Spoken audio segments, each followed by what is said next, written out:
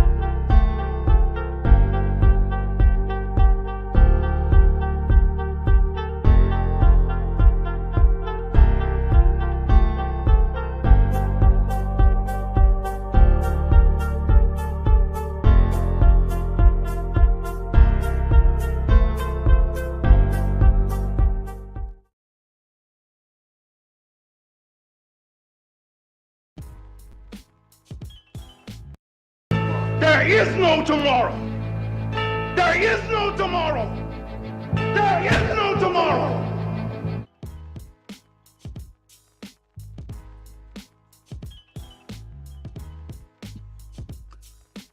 Fight week, Thursday, June 6th. See who comes in tonight.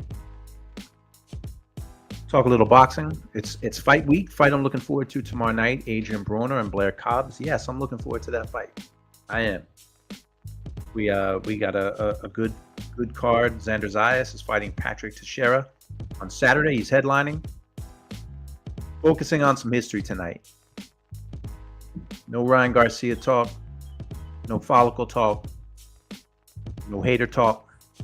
Talking some history. We got some history. I love the history of this sport. June 6th, 1988, 36 years ago.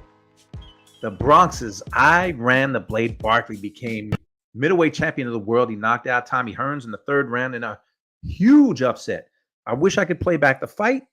I can't because I would get flagged. But just what a big upset. And if you've never seen I Ran Barkley fight, never the best fighter, the most talented fighter, but probably nobody for sure was tougher than I Ran the Blade Barkley. And I know you know this, Bruce Gass. Chris the Badger Baxter. What's going on? We're talking a little I Ran Barkley, and we're going to talk some boxing this week. They had the weigh-in today. A welterweight fight between Broner and Cobbs, and they both made weight. Broner made weight. He weighed 146, I believe. Yeah, he weighed 146. So, boxing analyst, man, I'll get to that. Don't know if it's really a breakdown because it's hard to break down when fighters are so inactive. Cobbs hasn't fought in almost 2 years. And Broner hasn't fought in a year. And the last time he fought, it was against a lawyer. So it's kind of hard to break that fight down, but I definitely will. But focusing on 34 years ago. Fight with I Ran Barkley. Cut Barkley up the first 2 rounds. Had him bleeding all over the place. Third round, Barkley just landed a massive hook and then a right hand, and he ended the night. And he became middleweight champion of the world. I remember the post-fight interview. In the post-fight interview, he said, "I ain't got time to bleed," which, if you know Arnold Schwarzenegger movie's Predator, that's what Jesse the Body Ventura said at some point in that movie. I ain't got time to bleed. So that's what I Ran Barkley did. Just a huge upset. Barkley was 24-4 going into the fight. Hearns was 45-2. So they would have a rematch, and Barkley is the only guy to beat Tommy Hearns twice. Barkley is also the only guy to beat Tommy Hearns by decision. All of his other losses were knockouts. So there's a lot out there. Named the Bear on Barkley. This is a really good 15-year-old who always made the 11-year-old Iran hand over his lunch money. Sick of being robbed by the bear, he enlisted the help of his older sister Yvonne, who did the deed of beating the hell out of his tormentor and getting his money back. But his sister knew that she couldn't protect him forever. Already a professional boxer herself, she took Iran to the gym and said, "I'll teach you to whip his butt, or I'll whip yours." He quit boxing several times, but she always coaxed him back. She realized that in order for her little brother to not become a victim, to escape the drugs, gangs, and the projects, he had to forge himself into the Blade, and that was his nickname, the Blade. Rich, the fight historian, has a bunch of these docs that he does, and I've tried to talk to him before because I wanted to interview him, but he's not really into that. But he really spends a lot of time and does a good job with old footage, because you can see the quality of the footage is old, but it's a really good doc. It's on YouTube, and I would recommend people check that out. But my man, Little Holmes, what's going on, brother? Talking a little history before we get into this week, because I love to celebrate the history of this sport. And 36 years since Iran Barkley shocked the world and knocked out Thomas the Hitman Hearns. Listen, I go on a lot of channels and see that people are having these big giveaways. Blue Blood gave away, I don't know, $20, $30, $40,000 on one show. Showbiz is giving away $100,000, $50,000 to the winner, 30 for second and 20 for third. So I played this the other day. I'm getting in. I'm getting in on this too. So this is a call to arms. Subscribe to One Round with George. I get interviews, talk boxing, talk about the history of the sport, talk about what's going on in the sport now. But there's some incentive to join this channel. There is some incentive. Those guys are giving away money. I'm giving away something even better. Check it out. You can win a once-in-a-lifetime, no expenses paid trip to check. You go back. Subscribe to my YouTube page and you can win a once-in-a-lifetime, no expenses paid trip to check out the boxing memorabilia in my garage and in my home office. You can come hit the heavy bag and go through the hundreds of boxing magazines I have, and even take a picture with a life-size Oscar De La Hoya cardboard cutout that I took when I was at HBO. Subscribe now for your chance to win all of this. So there you go. You know, while other places give away money, money is great. But I'm talking about a no expenses paid trip to check out the boxing magazines I have, to hit the heavy bag, to see the boxing memorabilia I have. So there's your incentive. And before you go, you'll get a picture with the Oscar De La Hoya cardboard cutout. I don't have it in this office. It's downstairs. So that being said, there we go. So they had the weigh-in today for Broner and Cobbs. Broner's looking soft. I mean, he's 146.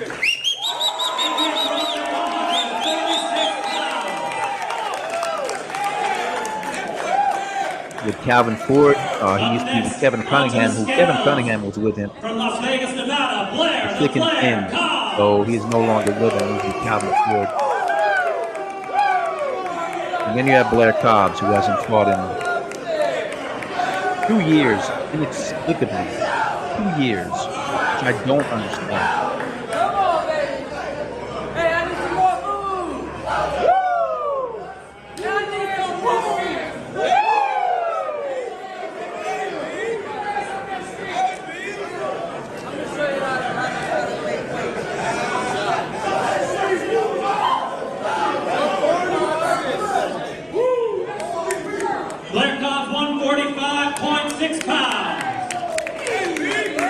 To 145.6.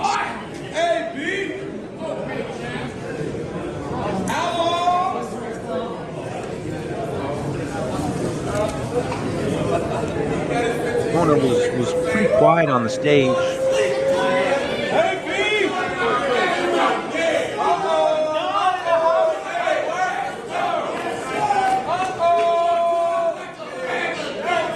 There's the face-off. Don King in the middle.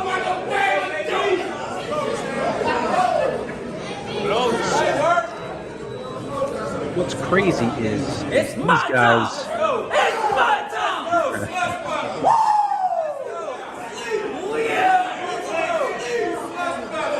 There you go. The fight goes off tomorrow night on Triller. It's my time, baby. I think it starts around 8 o'clock. So you can check that out tomorrow night on Triller.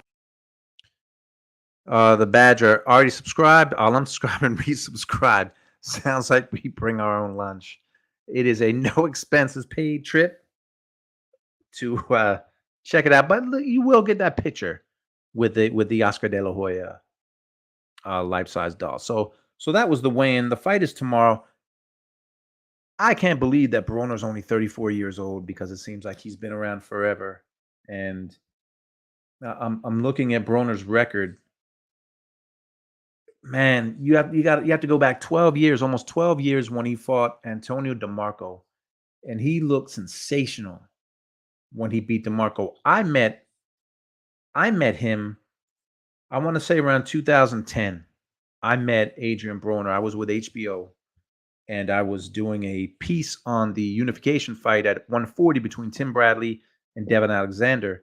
So I was in both camps, and Devin Alexander had Adrian Broner as a sparring partner. I remember they were staying in, Alexander was with Don King, and they were staying in one of Tyson's old houses that King had gotten in Vegas off the Strip.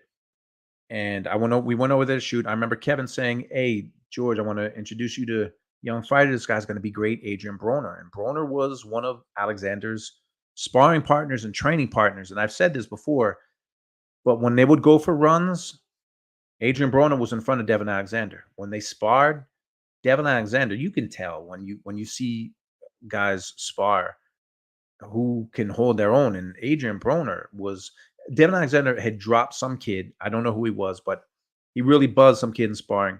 So then Broner got in the ring, and Broner held his own, and you could tell that this guy was going to be special. And when he beat DeMarco,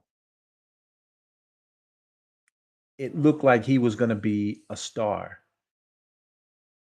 And then that didn't happen. I mean, a year later, he's fighting Paulie Malignaggi at welterweight. He went from lightweight to welterweight. And in his next fight, he lost to Maidana.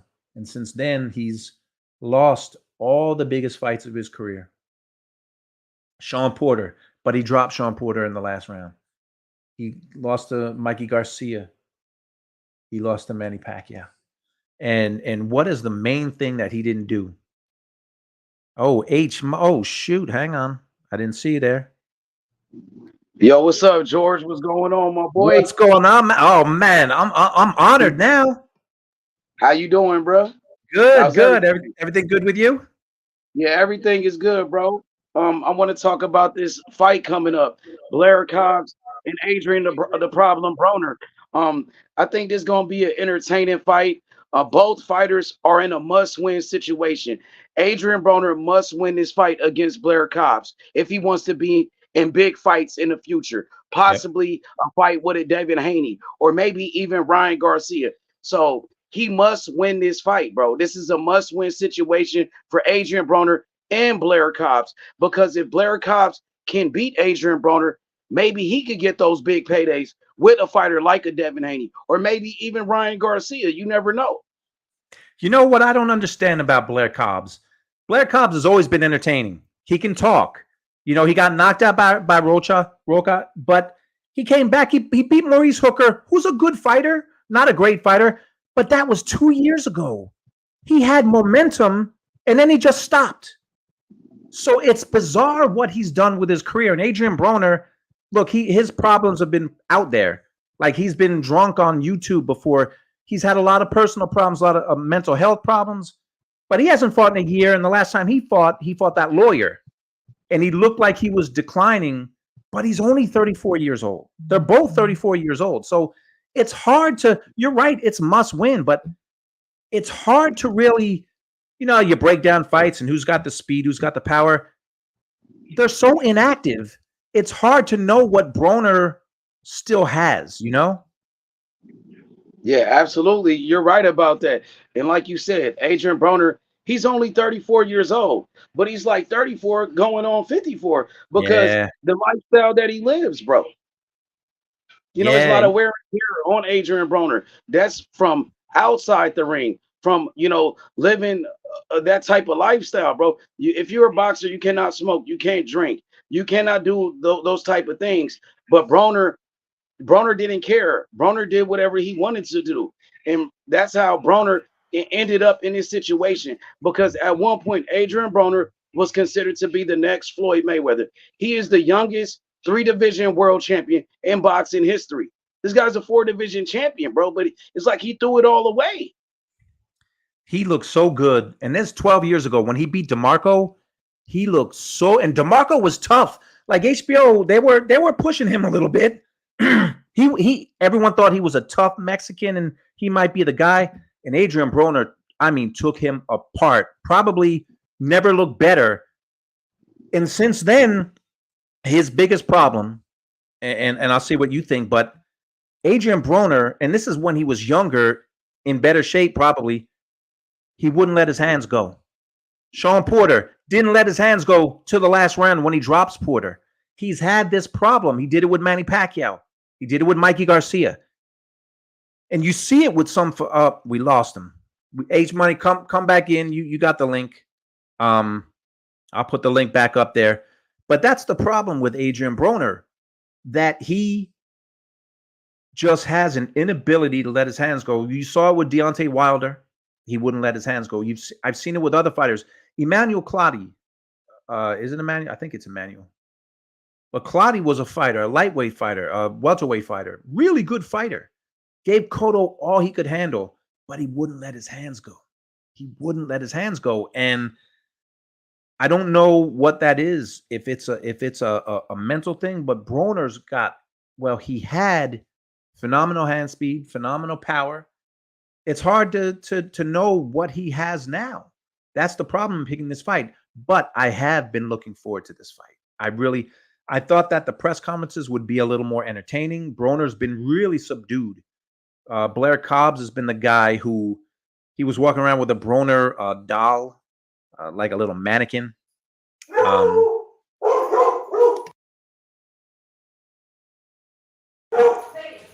Dogs going crazy. All right, we got H Money back in. There we go. Got you back. I'm back, bro.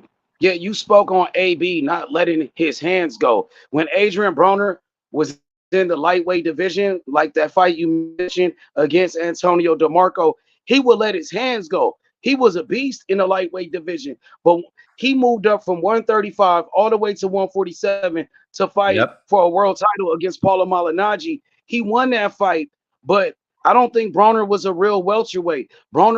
He's not that tall. He's only 5'6". He has short arms and he has short legs. So after he beat Paulie, Paulie wasn't a power puncher. Paulie wasn't that dangerous. He beat Paulie. It was a pretty close fight too. He didn't really let his hands go in that Paulie fight neither. He didn't really let his hands go in the Paulie fight. Exactly. And what you're talking about, that's 11 years ago. So add all that age and all that damage he's done to his body, and I don't know if he's mentally, if he's got the same confidence he used to have. He was very subdued for this press conference. So what I was saying before I lost you is, I'm looking forward to this fight. I think it could be very entertaining, and it's got to be a good fight because, well, you hope it's a good fight because a lot's on the line. It's just hard to pick. Like, you don't know what's going to happen. It's like all fights. You don't know what's going to happen until they fight. But this one, you truly don't know if Broner's going to somehow, look more youthful. If Cobbs is really a decent fighter, you don't know until they fight.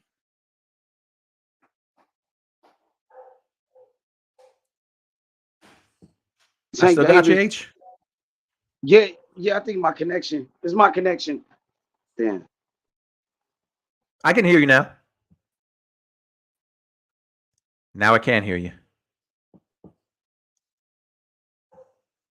But yeah, that's the problem. Just chime in when you get reconnected. But I can't really call it. I mean, if you're calling it, it's on hope and what you think is going to happen. You can't really base it on facts because Broner fought, like I said, he fought a lawyer, a literal lawyer, Bill Hutchinson, a year ago in his last fight, and it went 10 rounds, and he won every round, but he didn't look good. Did you? And I don't know if you're still there, H Money, but he didn't look good against Hutchinson. In fact,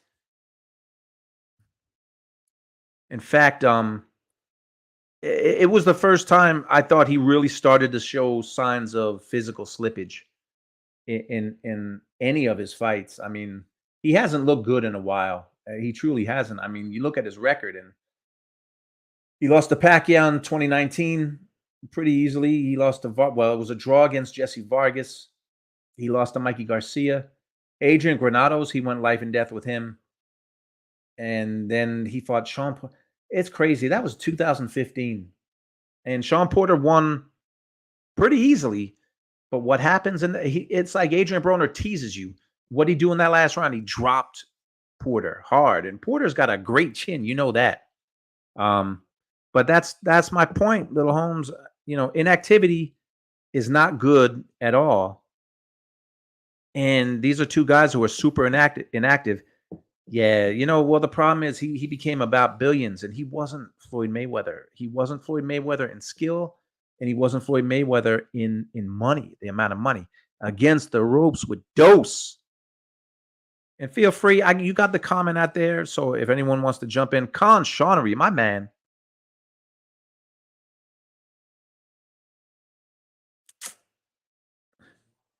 Joshua, I'm so lost in the comments, so I'm not really sure. Joshua, hands go. Broner became a very tentative fighter after that, and in my opinion, has never been the same.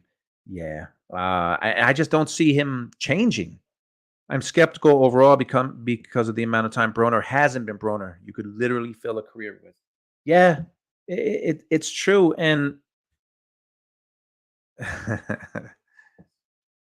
why I gotta come on now? That's my dude right there. Come on, JD. Thank you. Oh man, hang on. Well, who do we have here? George, my boy, what's happening? What's up, Bruce Gass? Hey, boxing, talking. That's what it's all about these days, right? Hey man, am I tell me if I'm being stupid or silly, but I'm looking forward to the Broner Cobbs fight. I really don't know if it's going to be a good fight. For some reason, it's kind of perfect. It's on a Friday, you know? Well, George, I've been looking forward to it. Naturally, you're stupid and silly. But I'm looking forward to that too, man. Don King, you see him 92 years old, and he looks like he's risen from the dead up there, bro. He's still got the acid wash denim jacket on and the flags. And I can't wait. I can't wait for tomorrow night, bro. I'll tell you what, it makes me a little sad to see King because it really does look like they have to rise, take him from the grave and prop him up in front of people. And he smiles, and it's because it's not, I mean, he's 92, so God bless him. He's 92. I would love to be, I hope that we all live to be healthy to be 92. But he looks, well, you put it right. It looks like they resurrected him every time he's on camera. You know, I think he's mentally sharp. I just think physically 92 years of the life that he lived. But, you know, when you talk to him, he's very slow and he gets it out. But you can tell he's sharp. He knows what's going on. He likes being in the game. And, I mean, he's down at the Flamingo in Miami. I don't know where he's putting his show on, but he got the chair set up by the poolside. And hey, I was talking to Iceman Scully about him a couple weeks ago, and we were kind of joking but kind of serious. That jacket, unless he's had it washed, that thing must smell so bad. He's worn that jacket, I feel like, for decades, man. Man. He's had that in the bull rings down in Mexico for Chavez fights. And so it makes me a little sad to see him. But again, he's 92. So I mean, do you have a pick for that fight? Because this really isn't a fight where like you're putting up polls and you're like, man, who's going to win this big fight? I have no idea because one guy could come in shot, Cobbs could come in, and he's just not that good. Like we don't know. That's it. That's it. It's going to be competitive. During the weigh-ins, they hate each other, man. I mean, they're talking shit like the like we're hearing on YouTube with some of these channels going back and forth with each other. Adrian Broner said he's got bodies and he's got people looking for him. And Blair with that puppet. I mean, this is pure theater, George. That was pretty funny. The puppet was funny. That was a good because he had it with the chains and everything. The puppet was funny. And he sounded like Broner too when he was doing the what do they call it? The ventriloquist stuff. Yeah, it was pretty good. I think maybe that's why I'm so excited about the fight because you don't know what's going to happen, and you would think that the incentive that a lot is on the line, that it's going to draw out whatever skills they still have left, but that's not always the case. It doesn't mean that Broner's going to I just it's the mental aspect. You just don't know where Broner is. You have no idea. Even the biggest Broner fan can't really say how he's going to win this fight because, I mean, I saw him fight a year ago against that lawyer, Bill Hutchinson, and he didn't look good. It looked like he was starting to slip. He is a character. I mean, he is a true character of boxing. He couldn't be with a better promoter when you think about it. Well, I think these are the last two names that Don King has. I don't think he has any other like real name fighters. This is it. There's a heavyweight fight in the card, and Michael Cassius Hunter, Chaney, right? Cassius Chaney, and Michael Hunter, whose father was the original Michael the Bounty Hunter. And now today I read that on the big Don King card and on the big the Turkey Alashiki card in August in Las Vegas, they've got Big Baby Anderson is going to be on that card against Barkley. I saw that. Whose only loss was to Michael Hunter, who's fighting Cassius Chaney. So this could be minor heavyweight drama going on here. They're basically lower tier top 10 heavyweights.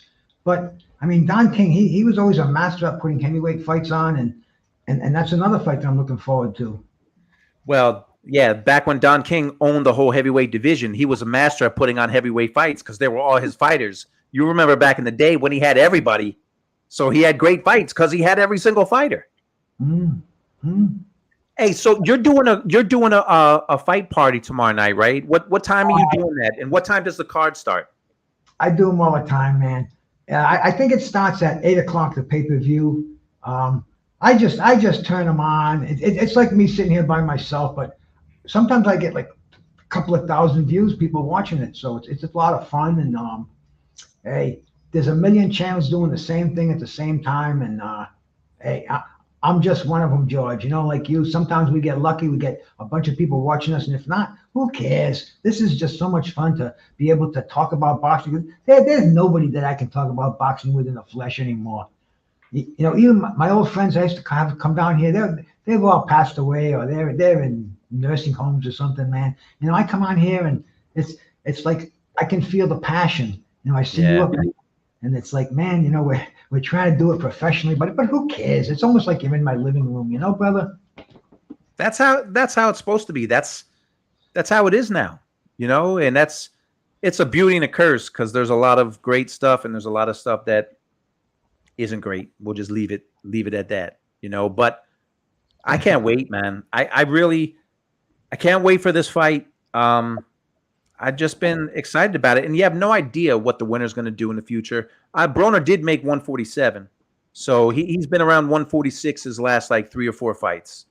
So we'll see.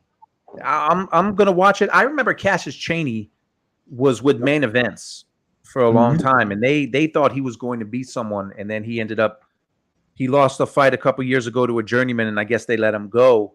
But he's still around, man. He's got a shot tomorrow night to make some noise. And it's the same with Hunter. He's only been beaten once, and that was by Usyk. Yeah.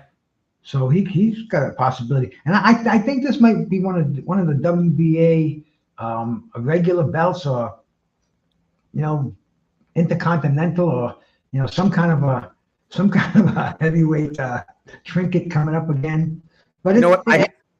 I hear intercontinental, and it makes me think of when I watched wrestling, and there was like Randy Macho Man Savage was the intercontinental heavyweight champion. Like when I hear intercontinental, it's just hard for me to.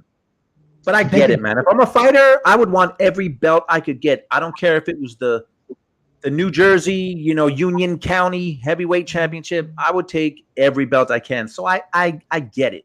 But sometimes these networks, they announce like, we've got a championship fight, and they say it's for the intercontinental interim so-and-so. Like, okay, all right. Hey, you were talking about going live and how sometimes you get a lot of people watch and sometimes you don't.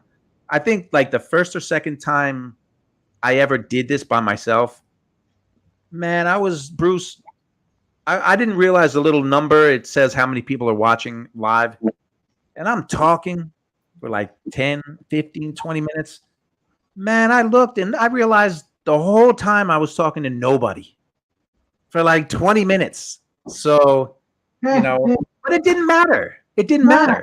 And maybe somebody will watch it afterwards. It's once Right. we speak, and like you said, a blessing or a curse, but what we say is on here forever. Somebody's got that recording, and you never know, they might pull it out. You might say the right thing, the wrong thing, but hey, this is the way we are boxing fans. This is what we've become now in the 21st century.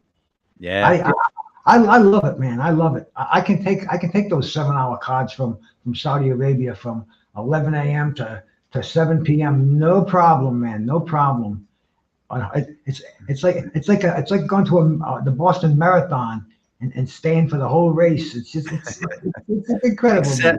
Except those are a lot longer than the marathon. It's like running a marathon 3 times. Well, it all depends where your heart is. It doesn't seem like it's that long to me.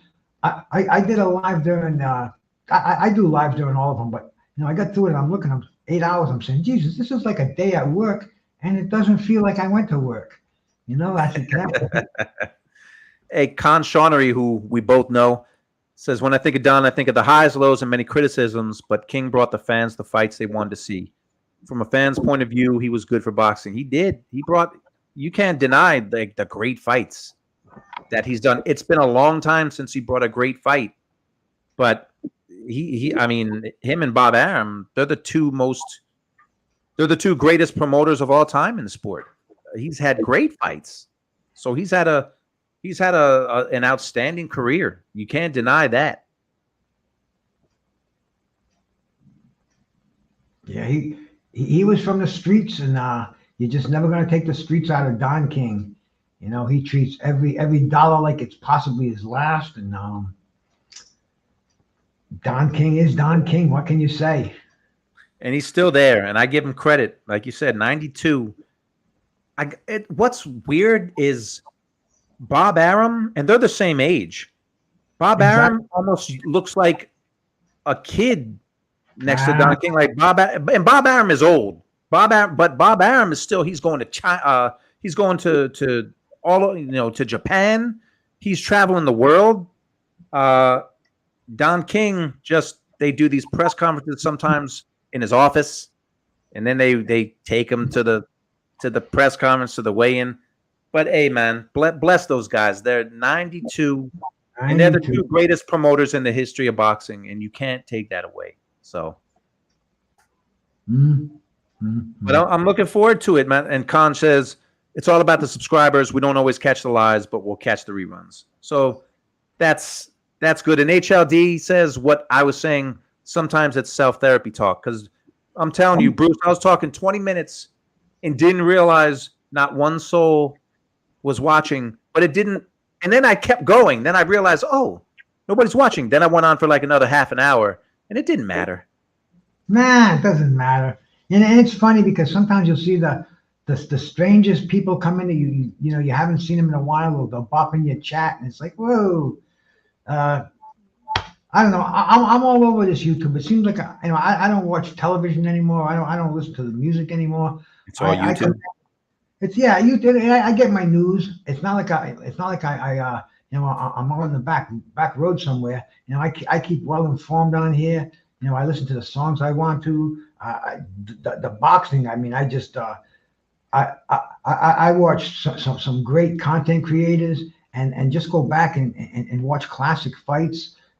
Especially when we want to talk about them. Like today, man, I watched Hearns and Barkley, and man, I'm like, I remember when this fight.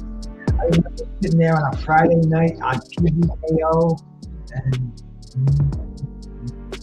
I'm glad you brought that up because I was talking about that it's the anniversary, and I know you know all the anniversaries. 34 years since Hearns and Barkley won. I mean, nobody. I wasn't picking Barkley, but what are your memories from that fight when you saw it and when that gigantic upset happened? oh man, it was a Friday night, like you said, and I wanted to go out, so I said this isn't going to be a long fight. Hearns is gonna just beat his ass. This was not long after the Hagler fight, obviously, but after the Duran fight. I mean, we knew what Hearns was capable of, and Barkley always seemed to fall a little bit short, tough as they come. And man, when he starched Thomas Hearns, I think that was only the second time that Hearns had ever been shaken up like that, against Leonard and against Hagler. But aside from that, Hearns was pretty much in the driver's seat in most of his fights. And man, I couldn't believe it. I was like, holy man, what an upset! This is monumental. Iran Barkley has finally won the title that has eluded him, and just amazing. That's the beauty of boxing. And then I remember watching that fight, and Hearns was Slicing not the biggest body puncher, but he was digging to Barkley's body. He had him cut, I think, over both eyes, and it didn't look like it was going to be long. And then out of nowhere, I mean, Barkley struck. I think it was a left hook that he hit him with. And then as he was in slow motion going down, Barkley just stepped into that right hand to cap it. But to Hearns' credit and to his heart, he got up. I mean, they ended. He got up. I don't know how he got up. He also got up against Hagler. He got up. It's amazing the heart that Tommy Hearns had, but he got up. They probably should have waved that fight up, but they let it go for a few more seconds. And I remember Barkley in that post-fight interview bleeding, saying, "I ain't got time to bleed." It was an old Jesse Ventura line from Predator, the Arnold Schwarzenegger movie. So, and then, Iran Barkley from the Bronx was middleweight champ of the world. Who'd have thunk it? Not me, man. Not me. I got to take my PM supplements here. My Osteobiflex, my vitamin C, my flaxseed oil, and the important one here, Cognium, the soy protein for the brain supplement. There you go. You're drinking your water, right? Oh, absolutely, man, absolutely. But vitamin C, very important, and flaxseed oil, it's an essential fatty acid. I take the 1 milligram capsules because it tastes nasty. But twice a day, it's like a supplement routine that I do. And when I'm looking at you, I said, "Gee, something's missing. I got to take my supplements so I can get up there like George. He looks real healthy up there." Hey, Little Holmes said Rodon rocked Tommy good. I remember Juan Domingo Rodon gave him a tough fight.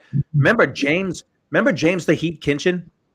He was all over it. That was the fight before the Leonard rematch, and that's the fight where Sugar watched that, and he thought that Tommy was washed up. He thought that Tommy was just washed up because he had James the Heat put him through hell in that fight. Tommy won it, but what heart would Tommy Hearns?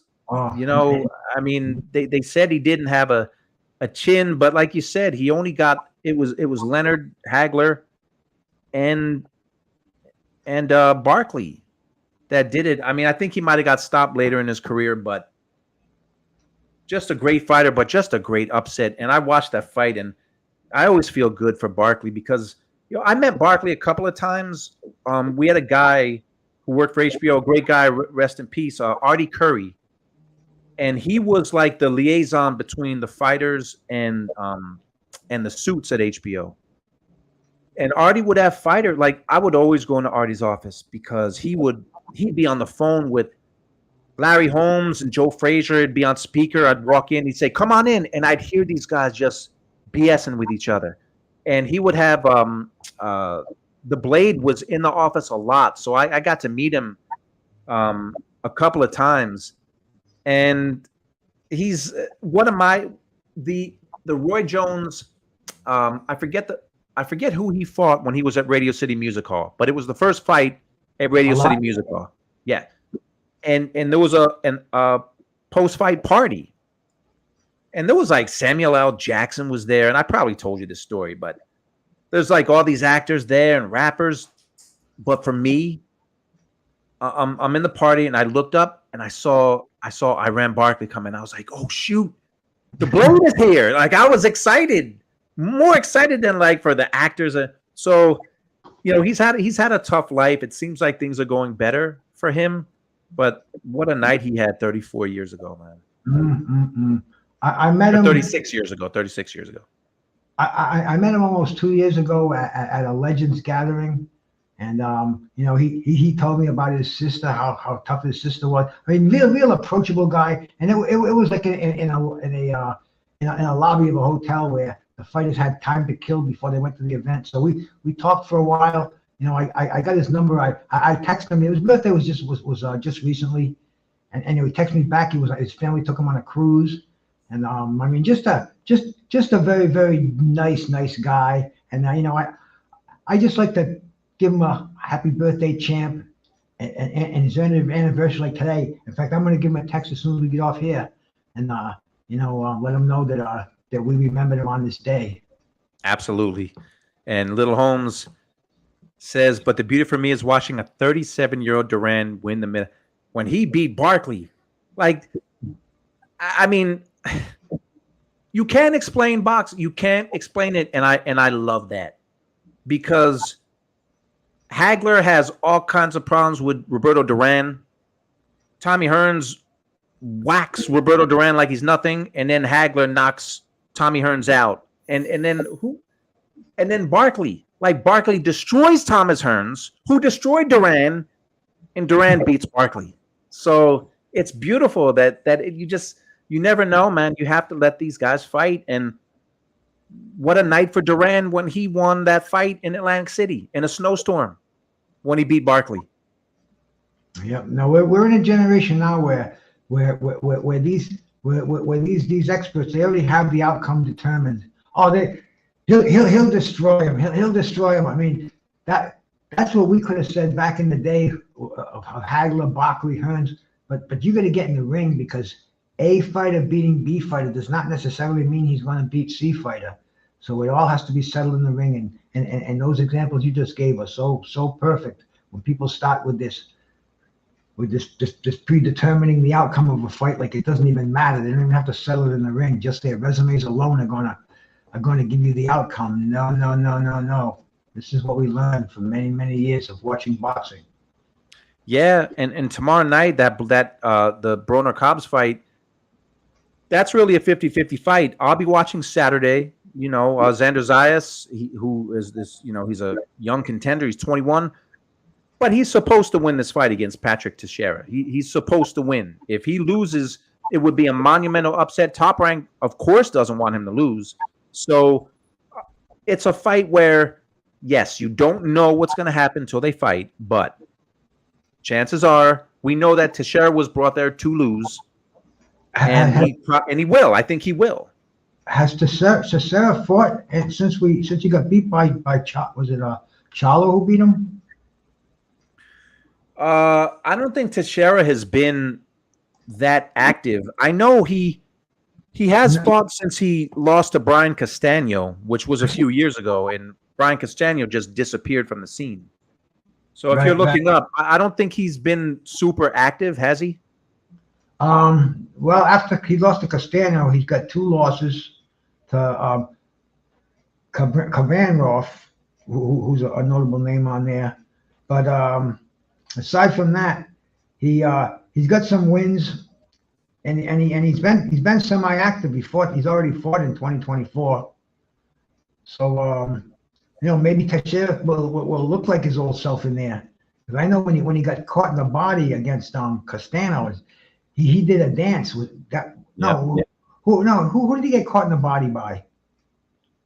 I know there was somebody who nailed him with a body shot, and he looked like he died in the ring. Hey, Matthew 2779 says, "Hey George, hope all is well. Today, let us remember all those who gave their lives on D-Day and during World War II to give us the freedom we all love." And absolutely, today is also my father's birthday. Would have been my father's birthday. He passed away in 2008, and I think it was the same year as D-Day. So definitely, I have people in my family who are veterans, and God bless all those people who gave their lives, and the ones that just didn't give their lives, that fought for this country. So Matthew, that's a good point. That's a great point, that it is D-Day. It's a day to remember. It's another day that unfortunately isn't always respected the way it should be, but I respect all our military personnel and the people that served. Harry Greb's birthday today too, George. Harry Greb. Man, is it really? Well, Yeah. he was born in the 1800s, right? Yeah, late 1800s, I believe. Jeez, Harry Greb. Hey, we got Canastota this weekend too. Weekend, yeah, man. Oh, I've never been to the Hall of Fame, and that's one thing that I gotta. It's on my bucket list, and man, I should go this weekend, but every year it gets more difficult and more difficult. But that is definitely a something I could just get in the car and go to. You been there before?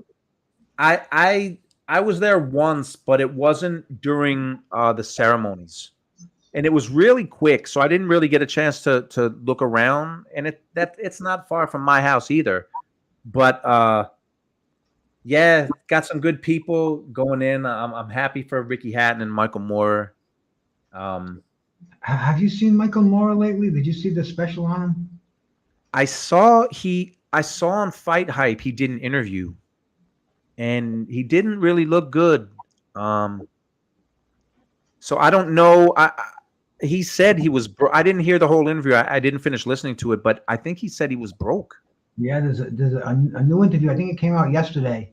He said he doesn't have any money. He can barely see. It's real tough times for Michael Moore. He's only 56 years old, and man, he looks as old as I do, bro. I mean, it's a sad thing. I mean, he gave his life, and the money, like such a common story. The money's gone, and when the money goes, the friends go, and damn, Michael Moore. It's just sad, the reality of the situation for him. Yeah, I saw the interview, and his eyes looked like cloudy, and he said he couldn't see because he didn't have glasses. But it's how many times do we see this? It really is heartbreaking. And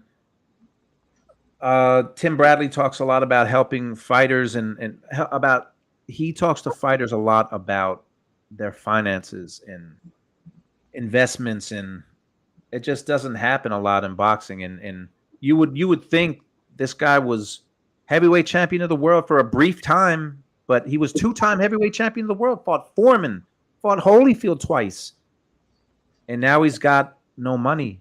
So and his health is bad. It's just a tough sport, man. It's a tough sport. It is. He said, I admire him because he does what I do. He said he watches his diet and he walks a lot. And he said, I don't want to be a fat old man. That's kind did he say? Did he say what he's doing, like what he's up to, or? I don't think I think he's just kind of living, just living at home. I think he's in. Oh man, I can't remember exactly where he is right now. Florida, possibly, but like someone said, he's probably sharp upstairs because he didn't sound like he had any problem speaking, but just the effort of getting it out. And just the aches and pains and the way boxing has slowed him down mentally. It's tough, man. He was in the security business. I think he was a bounty hunter, But I don't think he's doing that anymore. Yeah, it's sad. I only watched a few minutes of it. He didn't look like Michael Moore, and it's sad. But I'm happy that he's going into the Hall of Fame, and maybe things can pick up for him. So there, you're right, Bruce. He's in Florida because George said he goes into his friend's bagel shop. So, man, he had a great career, man. He's in the Hall of Fame, along with along with Ricky Hatton. It just seems like yesterday that these guys. I mean, I can. This is over 20 years now, but when I worked on Legendary Nights with HBO, I remember I was at the Michael Moore interview because they Foreman, Moore Foreman was one of the Legendary Nights shows, and we shot with him, and then we had a camera crew because he fought David Tua, Michael Moore, Oh, and we had a camera crew there to follow it. And I mean, what did that last? A minute, and he got knocked out. So that was pretty much he fought on, but that was pretty much the end of Michael Moore as a fighter. And it seems like yesterday, but that's over 20 years ago. unbelievable. In the blink of an eye. But that David Tua, he was something, wasn't he? Yeah, he was. He was one of those guys that it was just. I mean, he had Lennox Lewis to deal with. In another era, he would have been a champion, but it's just boxing is tough. Boxing is tough, man. I mean, David Tua was a great fight. I remember that Lennox Lewis fight. Now I haven't seen it recently, but I remember when I watched it live, that first round, Lennox came at him and caught him with a couple of big rights. It was almost to let him know, like, hey, like you better ease back. You can't just steamroll and bum rush me. And Tua didn't. Tua never. He pretty easily outboxed him in that fight. I remember. I could be wrong because sometimes we make up fights in our head, but I feel like Lewis caught him with one or two good right. Like didn't shake him, but caught him with some bombs and let him know, like I got power too, buddy. So you're not gonna steamroll me. And Lennox boxed his ears off in that fight. Yeah. He made it look easy. Yeah, And but man. other fights with Tua, that he had like the Mora, obviously the Mora fight, and the who was the other heavyweight, the former champion John Ruiz. Oh my God. Well, he beat Ruiz before Ruiz won a title in the first round. I mean, it's amazing what he did to Ruiz, what he did to Michael Moore, and this guy never became heavyweight champ. And those two guys he knocked out in one round were heavyweight champions. It's a funny sport, man. Sure is, bro. It's a funny sport. Well, Bruce, I'm about to get out of here because I keep these to an hour, and I keep these under an hour, and I've been good with it. I've been going on at 7, getting off before 8. But let people know. I know you're doing the fight party tomorrow, and tell people where your channel is so they can go check out this fight with you. Hey, please give me subs because I'm liking what I'm doing, and the more subs I get, the more enthusiastic I get about it. Bruce Gas, Boxing, Jazz, and more, just like the moniker says. And Judge, you're talking about giving things back to the community. I've been doing trivia lately, and I give them $25 whoever wins the trivia contest. And, That's awesome. 50 questions. It's pretty cool. My brother JC out there, salute, man. And hey, George, always a pleasure talking to you, brother. Yes, sir, brother. And we'll talk soon. And I'm gonna go. I'm gonna stop by your show tomorrow night, my friend. All right, my brother. Peace out. All right, brother. Bruce Gas and Matthew. Matthew, thank you for reminding me about D-Day. And yes, he definitely has his wits about him. I have to say, I think the interview I was talking about is on Fight Hype. And I don't know. I mean, it's what he says, and we'll see. And I agree with you. If the Saudis were a really good thing for our boxing, then they would try to build some type of pension for those men. And we'll see. That's what we say everyone should be doing, and it just doesn't. It just doesn't happen. If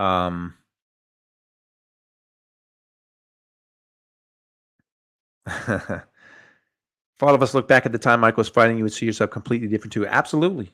Absolutely. Little Holmes too hurt himself in the early rounds as well. That I have to look back at that Lennox fight, but I remember again, like I haven't seen the fight in what's it, 20 years ago, something. I haven't seen it since then, but I just remember Lennox landing some good shots in that first round. Um, but I'm gonna end this soon. Bruce is talking about how he gives money away, and I give something away better than money. Better than money. Subscribe to One Round with George, and this is what you'll get.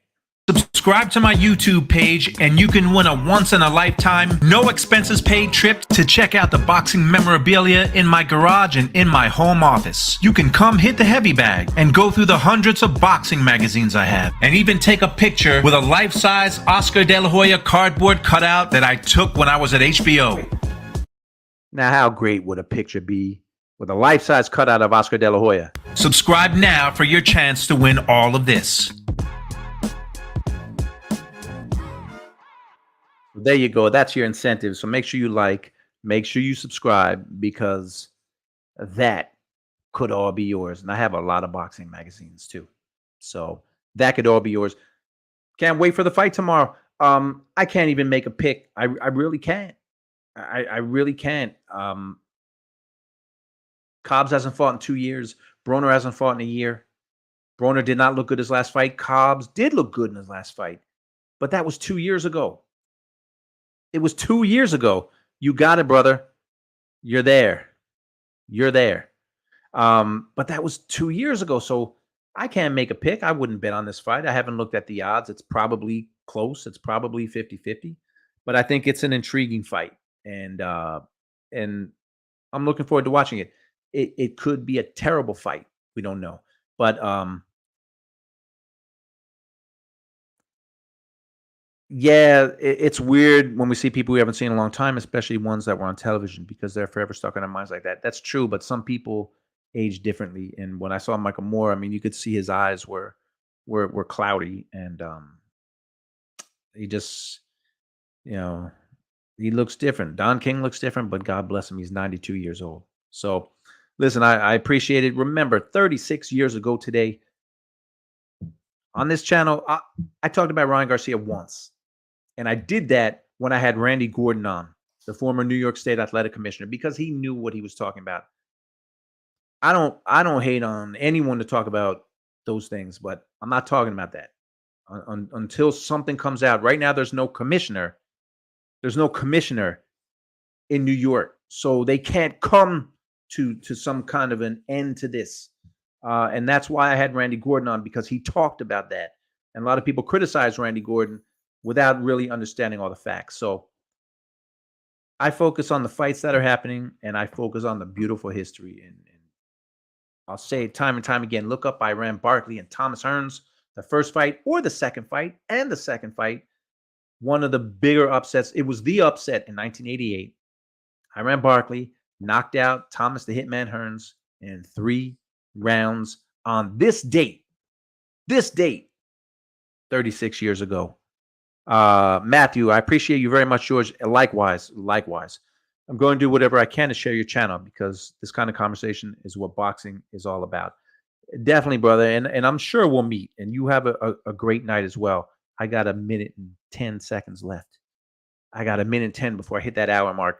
George, one more thing. The guy that taught me my trade was named Irish Cliff McDonald, despite Muhammad Ali, the original. All right, cool.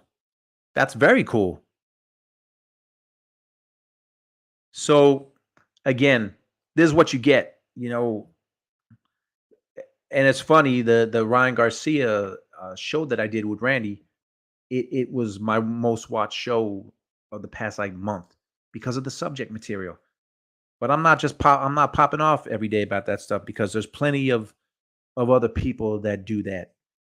In a couple of days, and I just put it away. Here it is. So in a couple of days, in 2 days, it's going to be what? 22 years since Lewis Tyson. And I was at that one, which was not a great fight, but a incredible night. So that's it. And I have a show coming up.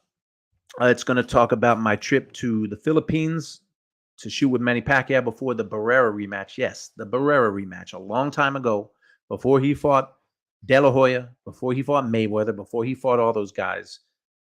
He fought Marco Antonio Barrera in a rematch, and he trained in the Philippines. And when I was over there, this newscaster over there who was always in Pacquiao's camp did a story on me because it was a big deal because I was with HBO, and it was only the second time someone from HBO was in the Philippines. So they did a story and incorporated me. She interviewed me, which was pretty cool. So I'm going to, I have it on my YouTube somewhere, but I'm going to put that up one night next week, and we'll talk a little Manny Pacquiao, my time with Pacquiao. And I always regret not taking more pictures, but I'm at the hour mark. I'm at an hour and 50 seconds, and I tell my wife I'll do this in an hour, and I'm just a little over. I like your channel because you're not negative. I appreciate that. I mean, I could be negative sometimes, but I try just to be honest. So I appreciate you. But again, my point is, the more salacious the topic, the more people watch. And I knew with the thumbnails, when I ran Barkley, that not a lot of people would come in, but I'm fine with that because the people that came in have passion, talking boxing, and we'll do it again soon. Thursday, June 6th, happy birthday in heaven to my father and all the veterans for D-Day. Love and respect you. And we'll talk boxing soon. I'm listening to my wife. She's watching the Yankees. I'm about to join her. See you at the fights.